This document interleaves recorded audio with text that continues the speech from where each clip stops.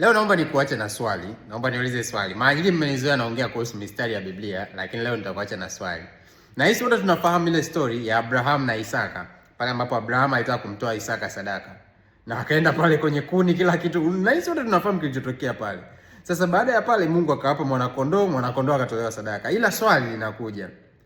Hivi unahisi baada ya ile tukio kuna sehemu ambapo Abraham na Isaka walisemeshana kweli? Tujaribu kufikiria.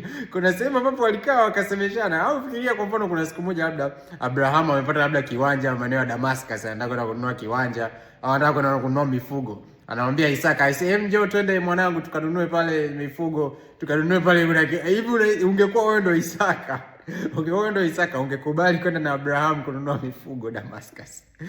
Jaribu kujiuliza hili swali, alafu ningependa kusikia comment zenu. Hizi ni sekunde chache, tuonane tena siku nyingine.